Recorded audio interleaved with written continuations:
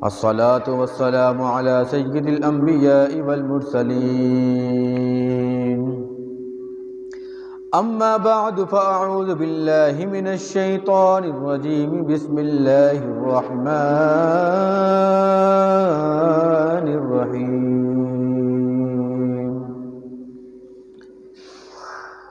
क़ालल्लाहु तबारक व तआला फ़िल क़ुरआनिल मजीद वल फ़ुरक़ानिल हमीद अन्नबिय्यु औला बिल मुअमिनीना मिन अनफुसिहिम आमनतु बिल्लाहि सदक़ल्लाहुल अज़ीम व सदक़ रसूलुहुन नबिय्युल करीमुल अमीन क़ाल अल्लाहु तबारक व तआला फ़ी शानि हबीबिही व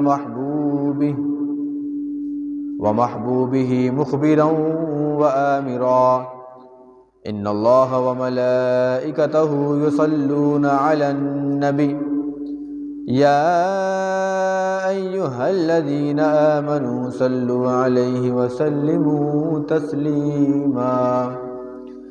बाआवाज़ बुलंद ताज़दार कायनात फ़ख्र कायनात मालिक दो जहां जनाब हज़रत मोहम्मद मुस्तफ़ा सल्लल्लाहु ताला अलैहि बारक वसल्लम की पाक बुलंद अज़ीम बारगाह में मोहब्बत के साथ इत्तिबाक पढ़ें।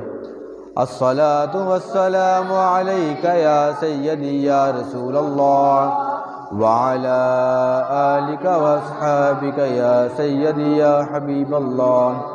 अस्सलातु वस्सलामु अलैका या सय्यदी या रसूलल्लाह व अला आलिका व अस्हाबिका या रहमतल लिल आलमीन।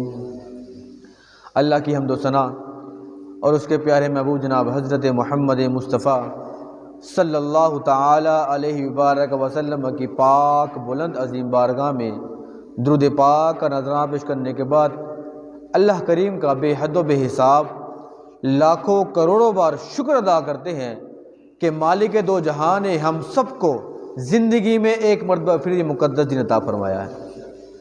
अल्लाह करीम से दुआ है कि अल्लाह करीम हम सबको हक़ सच बोलने सुनने उस पर अमल करने की तौफ़ीक़ अता फरमाए।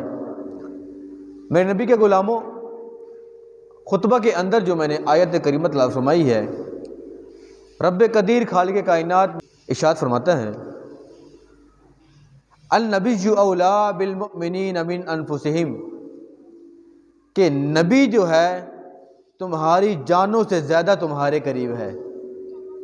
रब कदीर फरमा रहा है कि नबी की ज़ात हमारी जानों से ज़्यादा करीब है। अब इस कुरान की आयत को समझने से पहले तीन बातों का जानना बहुत ज़रूरी है, बहुत अहम है। नंबर एक जान, नंबर दो पहचान और नंबर तीन ताल्लुक़ का कायम होना। ये तीन बातें जब हमको समझ आ जाएंगी ना तो अन-नबिय्यु औला बिल मुअमिनीना मिन अनफुसिहिम, इन आयत का मफ़हूम समझ में आ जाएगा।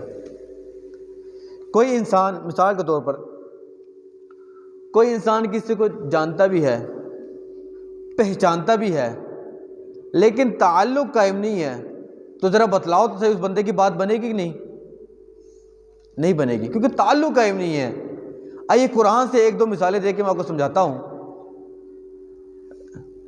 रब कदीर ने अपनी लाराइब किताब का इरशाद फरमाया अल्लज़ीना आतैनाहुमुल किताब यारिफूनहु कमा यारिफून अबनाअहुम, कि यहूद व नसारा जो हैं वो नबी पाक सल्लल्लाहु ताला अलैहि वसल्लम को जानते भी थे, वो हुजूर को पहचानते भी थे।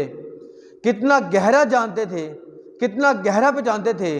रब के कुरान ने हमें बतला दिया कमा यारिफून अबनाअहुम, कि जैसे एक बाप अपने बेटे को जानता है, जैसे एक बाप अपने बेटे को पहचानता है, यहूद व नसारा हुजूर को इस तरह जानते थे, पहचानते थे, लेकिन इसके बावजूद वो ईमान की दौलत से क्यों महरूम रहे? क्या वजह थी कि जिस तरह एक बाप एक बेटे को जानता है, वो हुजूर को जानते थे, हुजूर को पहचानते थे, इसके बावजूद वो ईमान की दौलत से महरूम रहे? इसकी क्या वजह है? इसकी वजह सिर्फ और सिर्फ यही है, वो जानते भी थे कि ये अल्लाह के नबी हैं। वो पहचानते भी थे कि ये आखिरी नबी हैं, इनके बाद कोई नबी आने वाला नहीं है। ईमान की दौलत से महरूमी की वजह यही है कि उनका हुजूर के साथ ताल्लुक कायम नहीं था। और जिस बंदे का भी हुजूर के साथ ताल्लुक कायम ना हो तो उसकी बात इसलिए ये तीन बातें बड़ी अहम हैं, जान, पहचान और ताल्लुक का कायम होना। ये तीनों बातें होनी है, मौजूद हो तभी बात बनती है, वरना बात नहीं बनती। अबू जहल एक और मिसाल, हुजूर के क्या थे? चचा जान। अबू जहल कौन था? हुजूर के चचा थे।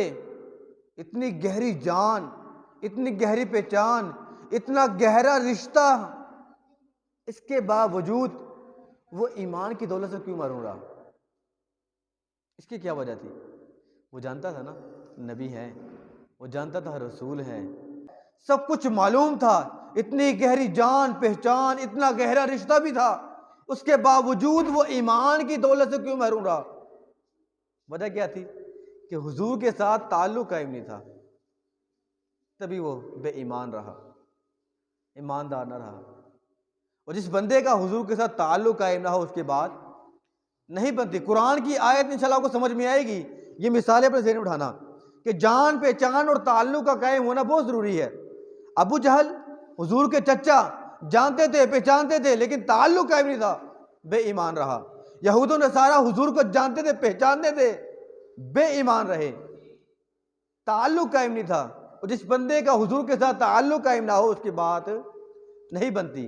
एक दुनियावी मिसाल, ये आपको समझ में आ जाएगी। मुल्क का हुक्मरान कौन है?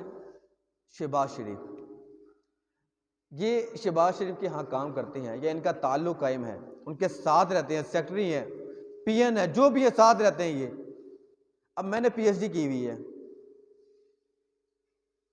एमए किया हुआ है, मास्टर की डिग्री मेरे पास है, जॉब की वैकेंसी आई, अब मैंने अप्लाई कर दिया। एक इनका बेटा था, उसने भी अप्लाई कर दिया। मेरा ताल्लुक शहबाज शरीफ के साथ नहीं है, मेरा ताल्लुक ऊंचे ओहदे वाले बंदों के साथ नहीं है, इनका ताल्लुक है। मैं लाइन पे लगा रहूंगा, मेरा काम नहीं बनना, इनका काम सबसे पहले हो जाएगा। क्या वजह है? ये जानते भी हैं, पहचानते भी हैं और इनका ताल्लुक भी है। अब ये एक दुनियावी मिसाल थी। हम हुजूर को जानते भी हैं, हम हुजूर को पहचानते भी हैं, अगर हमारा हुजूर के साथ ताल्लुक ही ना हो तो ज़रा बतलाओ ना, हमारी परेशानी ख़त्म हो सकती है, हमारे दुख तकलीफ दूर हो सकते हैं, हमारे घरों खैरो बरकत हो सकती है, हमारे कारोबार में बरकत हो सकती है, हमारा ताल्लुक कायम नहीं है। सहाबा कराम ये वो लोग हैं जो हुजूर के दर पे हमेशा बैठे रहते थे, हुजूर का दीदार करते रहते थे। अब इनका ताल्लुक हुजूर के साथ कैसा था? ये हुजूर के साथ कैसी मोहब्बत करते थे, कैसा इनका रिश्ता था, कैसा इनका ताल्लुक था? हज़रत शेख मुहद्दिस अब्दुल हक देहलवी रहमतुल्लाह अलैह, उनके बारे में आते हैं, ये वो पाक हस्ती है, ये वो नेकुकार हस्ती है कि जिन्होंने हुजूर के दर की सफाई जो है अपनी दाढ़ी मुबारक से की थी। इतनी नेक हस्ती, ये वो हस्ती हैं कि जो अपना दिन जो है दिल्ली में गुजारते थे, लेकिन रात जो है हुजूर के दीदार के लिए, हुजूर की याद आती थी तो मदीना शरीफ के सीने पहुंच जाया करते थे। ये वो हस्ती है। आपने किताब लिखी मदारिज, उसके अंदर ये बात लिखी है कि हुजूर के एक सहाबी थे, जलीलुल कदर सहाबी, जिनका नाम था हजरत सोबान रज़ी अल्लाह ताला अन्हु। उनके बारे में लिखते हैं कि आप ना एक मरतबा आपको हुजूर की याद आई, घर में बैठे हुए तो हुजूर की याद आई, हुजूर की याद में ना ज़ारो कितार होने लगे। हुजूर की याद में वो ये सोच रहे थे कि यार यहाँ पे तो हुजूर सामने मौजूद है, जब भी हुजूर की याद आती है, हुजूर की दीद करते हैं, अपनी ईद करते हैं, जब भी हुजूर की याद आती है, हमें कोई काम दरपेश आता है, हमें कोई मुश्किल पेश आती है, हुजूर की बारगाह में जाते हैं, हुजूर के चेहरे को देखते हैं, हमारी परेशानियां ख़त्म हो जाते हैं। लेकिन क़यामत वाले दिन हुजूर ऊंचे मुकाम में, हुजूर बुलंद मुकाम में, हुजूर का मुकाम और मर्तबा बहुत बुलंद होगा, हम अदना मुकाम में होंगे। तो वहाँ पे हुजूर का दीदार कैसे करेंगे। वो ये सोच रहे थे और सोचते सोचते आंखों से आंसू जारी हो गए, आंखों से आंसू टपक रहे हैं। फिर ख्याल आता है कि यार मैं यहाँ पे बैठ के सोच रहा हूँ, हुजूर के बारे में सोच रहा हूँ कि हुजूर वहाँ पे आला मुकाम पे होंगे, हम अदला मुकाम में होंगे, तो हुजूर का दीदार कैसे करेंगे, हमारे दिलों को सुकून कैसे मिलेगा। मैं सोचते हैं कि मैं यहाँ बैठ के क्यों सोच रहा हूँ, हुजूर की बारगाह में जाता हूँ, वहाँ हुजूर का दीदार करूँगा, हुजूर से फरियाद करूँगा कि हुजूर आप वहाँ पे आला मुकाम पे होंगे, हम अदना मुकाम पे होंगे, हमारा क्या बनेगा। हुजूर की बारगाह में जाते हैं, बड़ी प्यारी बात है, हुजूर की बारगाह में जाते हैं तो हुजूर जैसे देखते हैं मेरा सहाबी आता है, उसकी आंखों में आंसू आ रहे होते हैं, हुजूर खड़े हो जाते हैं और खड़े होकर पूछते हैं, ऐ सुभान, जरा बतला तो सही तेरी आंखों में आंसू क्यों आ रहे हैं। हुजूर के सहाबी थे, ईमान पुख्ता था, पक्की सच्ची मोहब्बत थी, हमारी तो दिखावे वाली मोहब्बत नहीं थी, पक्की सच्ची मोहब्बत थी। हुजूर क्या वजह है तेरे रोने की, तू रो क्यों रहा है। हुजूर मेरे ज़हन में एक सोच आई है कि यहाँ पे हमें कोई तकलीफ़ आती है, यहाँ पे कोई परेशानी आती है, कोई दुख तकलीफ़ परेशानी मसाइब आते हैं, हम आपकी बारगाह में आते हैं, आपके चेहरे को देखते हैं, हमारी दुख तकलीफ़ परेशानी दूर हो जाती है। क़यामत वाले दिन अल्लाह ने आपको बड़ा मुकाम देना है, बड़ी इज्जतें देने हैं, बड़े बुलंद मुकाम में बिठाना है। मैं ये सोच रहा था जब आप ऊंचे मुकाम में होंगे, बुलंद मुकाम में होंगे, हम अदना मुकाम में होंगे, तो हम आपका दीदार कैसे करेंगे। मेरे हुजूर ने फरमाया, ऐ मेरे सहाबा, परेशान होने की जरूरत नहीं है। मेरे हुजूर ने फरमाया, ऐ मेरे सहाबा, जो बंदा दुनिया के अंदर जिससे मोहब्बत करेगा, कल क़यामत के दिन वो बंदा उसी के साथ उठाया जाएगा। आज अपने दिलों के अंदर हाथ रखें, हमारे दिल के अंदर हुजूर की मोहब्बत है, बड़ी कम, बहुत कम। हमारे इस दिल के अंदर ना दुनियावी मोहब्बत घुसी हुई है, कारोबार की सोच रहे हैं, औलाद की सोच रहे हैं, रिश्तेदारों की सोच रहे हैं, एर गैर की सोच रहे हैं, लेकिन अपने ईमान की नहीं सोच रहे। ईमान से दूरी हो चुकी है। वजह क्या, हुजूर से मोहब्बत नहीं है। दावे हम बड़े कर रहे होते हैं, गुलामी रसूल में मौत भी कबूल है, बड़े दावे कर रहे होते हैं, लेकिन गुलामी रसूल में झूठ छोड़ना कबूल नहीं है। दावे बड़े करते हैं, गुलामी रसूल में मौत भी कबूल है, लेकिन गुलामी रसूल में सूद का कारोबार छोड़ना कबूल नहीं, गीबत चुगली करना कबूल नहीं, छोड़ो उसको भी। ज़ना के कामों को छोड़ो, बदकारियों को छोड़ो, वालिदैन का एहतराम करो। आज हर घर के अंदर वालिदैन की नाफरमानी हो रही है, बच्चे बदतमीजियां कर रहे होते हैं, हुजूर की मोहब्बत दिल में नहीं है। हम अपने बच्चों को हुजूर का दर्स ही नहीं देते, इंग्लिश की किताबें पढ़ा के क्या कह रहे होते हैं, बेटा ये पढ़ो, दीन का दर्स नहीं दे रहे होते। वजह क्या है, हुजूर की मोहब्बत तुम्हारे दिलों के अंदर नहीं है। वो सहाबा थे जिन्हें हुजूर के चेहरे को तकते थे, अपने ईमानों को ताज़ा करते थे, उनका ईमान पुख्ता था, लेकिन हमारा ईमान पुख्ता नहीं है। दावे बड़े करने वाले हैं हम, लेकिन अमली काम करने वाले नहीं हैं। हमने अमल का मुजाहिरा करना है, अमली काम करके दिखाना है, हम उससे बड़े दूर हैं, बहुत दूर हैं। अब जो ये बात बताई है, इसका हवाला मुस्लिम शरीफ हदीस पाक है। हुजूर की बारगाह में ना एक सहाबी है, और सहाबी आके ना अर्ज करते हैं, बड़ी प्यारी बात है, बहुत प्यारी हदीस पाक है। वो सहाबी हुजूर की बारगाह में आके अर्ज करते हैं कि या रसूल अल्लाह सल्लल्लाहु ताला अलैहि वसल्लम, जरा बतलाए तो सही कि क़यामत कब आनी है। किसके बारे में पूछा, क़यामत के बारे में, क़यामत कब आनी है। मेरे हुजूर ने फरमाया, ऐ मेरे सहाबा, जरा बतला तो सही तूने तैयारी क्या की है। अब वो तो सहाबा थे हुजूर के, हुजूर की बारगाह में हुजूर के दर पे बैठने वाले थे। उन्होंने कहा, हुजूर कुछ नमाजें पढ़ लेते हैं, कुछ रोज़े रख लेते हैं, कुछ सदका खैरात कर देते हैं, लेकिन हुजूर हमें ये नहीं पता, कोई बंदा भी आके हमें कह सकता है कि तूने नमाज पढ़ी है कि नहीं, पता नहीं हमारी नमाज कबूल हुई है कि नहीं। कोई बंदा आके ये कह सकता है कि तूने रोज़े रखे कि नहीं रखे। हुजूर हमें इस बात पे फ़ख्र नहीं है। अच्छा फिर तेरी तैयारी क्या है, नमाजों में तुझे फ़ख्र नहीं है, रोज़ों में तुझे फ़ख्र नहीं है, सदका खैरात में तुझे फ़ख्र नहीं है, तो तूने तैयारी क़यामत की करी क्या है। हुजूर के सहाबा थे, पक्का ईमान था, हुजूर से पक्की मोहब्बत थी। हुजूर की बारगाह में अर्ज़ करते हैं कि या रसूल अल्लाह सल्लल्लाहु ताला अलैहि वसल्लम, ना मुझे नमाज में नाज, ना मुझे रोज़े में नाज, ना मुझे हज में नाज, ना मुझे सदका खैरात में नाज, तुझे किस बात पे नाज है? हुजूर हाँ एक बात है कि जिसके ऊपर मुझे नाज है, बतला तुझे किस बात पे नाज है? वो हुजूर के सहाबा हुजूर की बारगाह में करते हैं, या रसूल अल्लाह सल्लल्लाहु ताला अलैहि वसल्लम, मुझे एक बात पे नाज है, बतलाओ किस बात पे नाज है? हुजूर अहब्बल्लाहु व रसूलुहु, कि मैं आपसे मोहब्बत करता हूं और अल्लाह से मोहब्बत करता हूं, बस इस बात पे मुझे नाज है। मुझे नमाजों में फ़ख्र नहीं, रोज़ों में, हज ज़कात में फ़ख्र नहीं, फ़ख्र है तो इस बात में फ़ख्र है कि मैं आपसे मोहब्बत करता हूँ, मैं रब्बे कदीर से मोहब्बत करता हूँ। जब हुजूर ने अपने सहाबी की ये बात सुनी ना, जब ये बात सुनी तो हुजूर मुस्कुराए।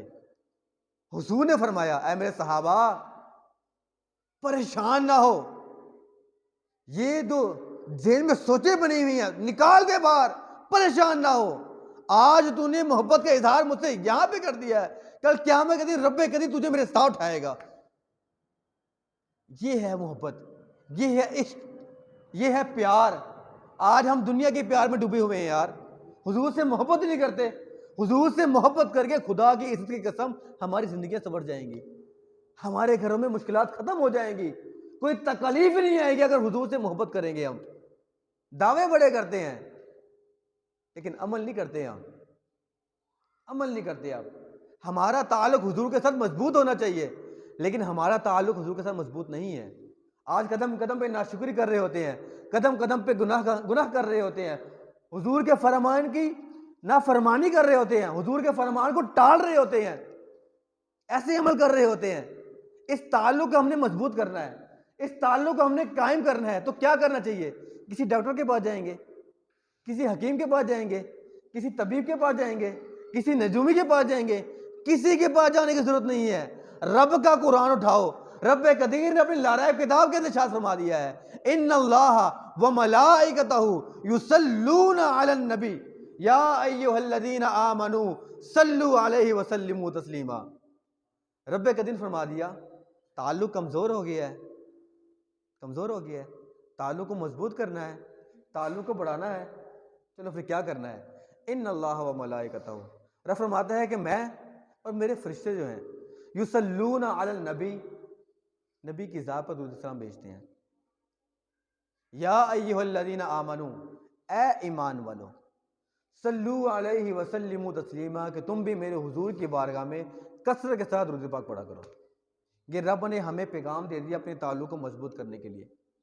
जब हुजूर की बारगाह में ना, जब ये पैगाम पूछा, ये वही आई ना, तो हुजूर मस्जिद में तशरीफ लेके जा रहे थे, सहाबा कराम बैठे, ये आयत की तफसीर है, सहाबा कराम बैठे हुए थे, तो हुजूर बड़े खुश थे। सहाबा कराम ने हुजूर की बारगाह में अर्ज़ की, या रसूल अल्लाह सल्लल्लाहु ताला अलैहि वसल्लम, ज़रा बतलाएं तो सही कि आपके चेहरे में बड़ी खुशी है, आज आप बड़े मुस्कुरा रहे हैं, आपकी खुशी की वजह क्या है?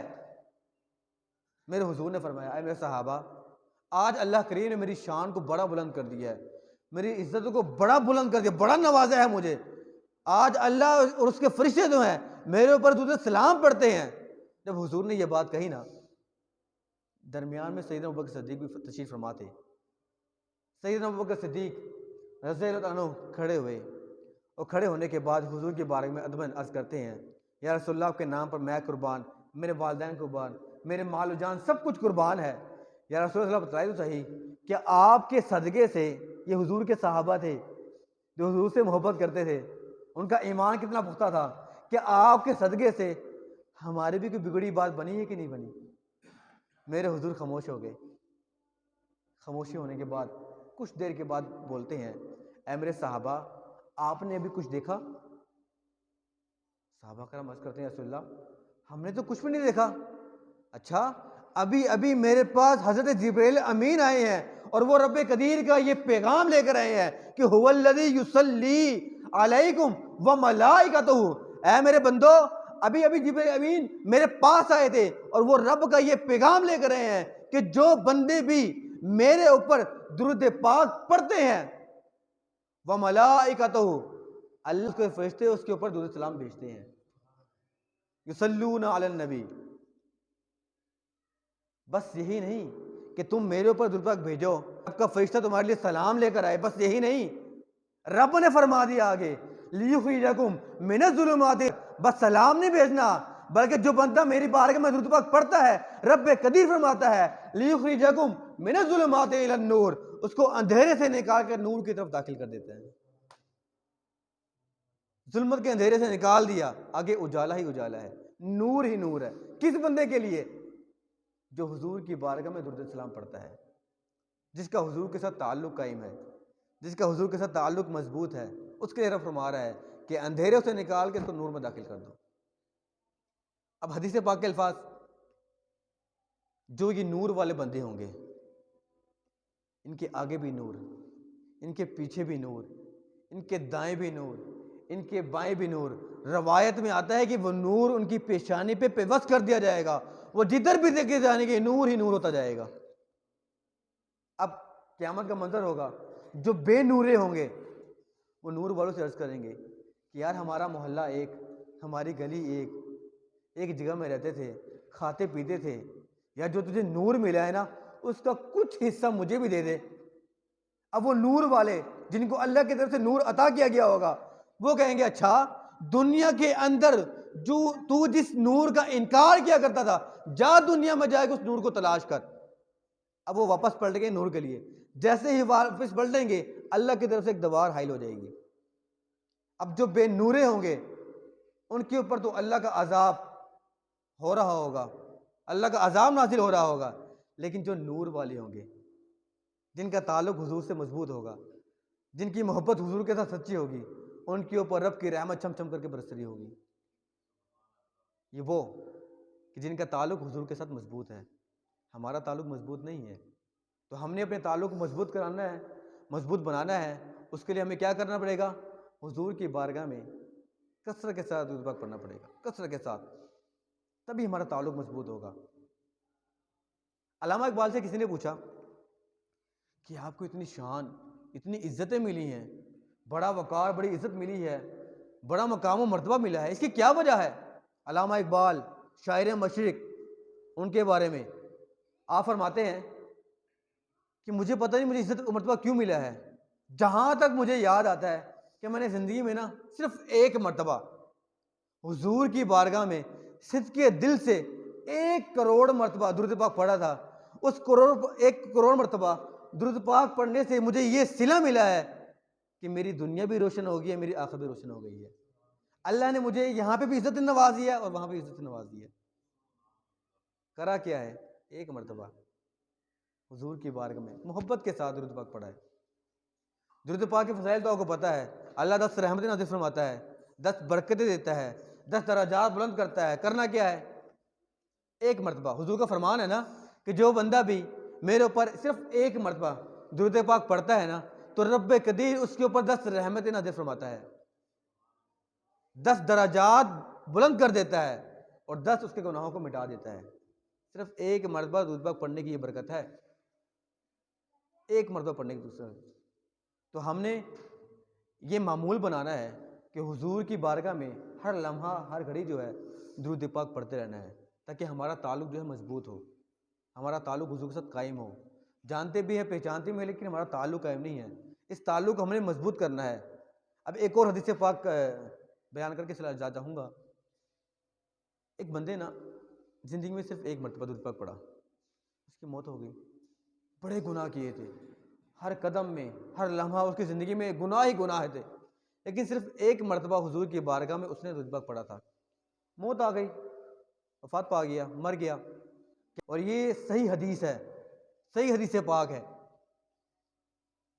नामे माल तोले जा रहे हैं, जब नामे माल तोले जा रहे थे ना, गुनाहों का पलड़ा बहुत भारी, और जो नेकियों का पलड़ा था उस पर कोई ज़रा भर भी कोई नेकी नहीं थी। अल्लाह की तरफ से हुक्म हुआ, ऐ फरिश्तों इसको उठाओ और दोज़ख में ले जाओ। जब फरिश्ते आएंगे उसको उठा के दोज़ख की तरफ लेके जा रहे होंगे, हुजूर को पता चलेगा, मेरे नबी को पता चलेगा कि यार मेरा फ़लाँ उम्मती, मेरा फ़लाँ बंदा, उसको दोज़ख में लेके जा रहे हैं। हुजूर आएंगे, हुजूर कहेंगे फरिश्तों मेरे बंदे के नाम है माल दोबारा तोलो। फरिश्ते हुजूर की बारगाह में अर्ज़ करेंगे, या रसूलल्लाह रब का हुक्म है। जब फरिश्ते ये हुजूर की बारगाह में अर्ज़ करने के बाद रब की तरफ निगाह उठाएंगे ना, रब हुक्म देगा, ऐ मेरे फरिश्तों जो मेरा महबूब करता है तुम भी वही करो। नामा अमाल दोबारा तोला जा रहा होगा, गुनाहों का पलड़ा फिर भारी, सवाब के पलड़े में कुछ भी नहीं होगा, नेकी के पलड़े में कुछ भी नहीं होगा। मेरे हुजूर फरमाएंगे दोबारा तोलो, दोबारा तोला जा रहा होगा, गुनाहों का पलड़ा भारी, नेकी का पलड़ा बड़ा हल्का होगा। मेरे हुजूर तीसरी मरतबा फिर फरमाएंगे ऐ फरिश्तों दोबारा तोलो, दोबारा तोला जा रहा होगा, गुनाहों का पलड़ा फिर भारी होगा, नेकी का पलड़ा बहुत हल्का होगा, वजन ही नहीं होगा। मेरे हुजूर एक कागज निकालेंगे, एक रुक्का निकालेंगे, वो रुक्का निकाल के वो नेकी का जो पलड़ा होगा उसके ऊपर रखेंगे। जैसे ही मेरे हुजूर वो रुक्का जो है उस पलड़े में रखेंगे ना, तो नेकी का जो पलड़ा होगा वो बहुत भारी हो जाएगा, गुनाह खत्म हो जाएंगे, गुनाहों का पलड़ा बहुत हल्का हो जाएगा, खत्म हो जाएगा। अल्लाह की तरफ से आवाज़ आएगा फरिश्तों मेरे इस बंदे को ना जन्नत में ले जाओ। अब फरिश्ते उसको पकड़ेंगे, जन्नत की तरफ लेके जा रहे होंगे। वो बंदा हुजूर की बारगाह में अर्ज़ करेगा या रसूल अल्लाह सल्लल्लाहु ताला अलैहि वसल्लम, जहाँ तक मुझे याद है मैंने बड़े गुनाह किए हैं, हर कदम पे गुनाह ही गुनाह करता रहा हूँ, मैंने ज़िंदगी में कोई नेक अमल किया ही नहीं है। ये जो रुका आपने रखा है कि जिसकी वजह से मेरी बख्शिश हो गई है, ये है क्या? मेरे हुजूर फरमाएंगे ऐ नादान शख्स, तूने दुनिया में मुझे याद ही नहीं किया, तूने कोई नेक अमल नहीं किया। हाँ, एक मर्तबा तूने सिर्फ एक मर्तबा तूने मेरी बारगाह में दुरूद पाक पढ़ा था, और तेरा वो दुरूद पाक पढ़ना मुझे इतना पसंद आया, इतना पसंद आया, जो तेरी बख्शे का जरिया बन गया। तो मेरे नबी के गुलामों, नमाज की तरफ हम आते नहीं हैं, रोज़े हम रखते नहीं हैं, हल्का सा उज़र आ जाए रोज़ा छोड़ देते हैं, हल्का सा बुखार हो जाए, सर में दर्द हो जाए, नमाज छोड़ देते हैं। तो फिर हम कहते हैं कि गुलामी रसूल में मौत भी कबूल है। तो वो कैसे हो सकता है? कैसे हो सकता है? नमाज नहीं पढ़नी, रोज़े नहीं रखने, बड़ों का एहतराम नहीं करना, चोरी नहीं छोड़नी, जना नहीं छोड़ना, झूठ नहीं छोड़ना, ग़ीबत नहीं छोड़नी, गुलामी रसूल में मौत भी कबूल है, ये नारे लगाते रहने हमने। तो खुदा अपने ताल्लुक़ को हुजूर के साथ पक्का बनाए, सच्चा बनाए, हुजूर की बारगाह में कसरत के साथ दुरूद पाक पढ़ते रहें। दुआ है मालिक दो जहां से कि अल्लाह करीम हमारे दिलों के अंदर हुजूर की पक्की सच्ची मोहब्बत नसीब फरमाए, हमारे बच्चों के अंदर, हमारे बड़ों के अंदर, हमारे दोस्त अहबाब तमाम उम्मत मुसलमान के दिल के अंदर हुजूर की पक्की सच्ची मोहब्बत नसीब फरमाए, और हमारे ताल्लुक़ को जो है हुजूर के साथ सच्चा बनाए। जिस तरह सहाबा कराम का ताल्लुक़ था, हुजूर के चेहरे को देखने से परेशानियां ख़त्म हो जाया करती थी। हमारे दिलों के अंदर हुजूर की अगर मोहब्बत आ जाएंगी ना, सच्ची मोहब्बत आ जाएगी, तो हुजूर का नाम हमारे लब पे आने से पहले पहले हमारी परेशानी दूर हो जाएगी। अगर सच्ची मोहब्बत यहाँ पे आ जाएगी, सच्ची मोहब्बत आ जाएगी। अल्लाह करीम से दुआ है कि अल्लाह करीम हम सबको अमल करने की तौफीक अता फरमाए। व आखिर दावाना अनिल हम्दुलिल्लाहि।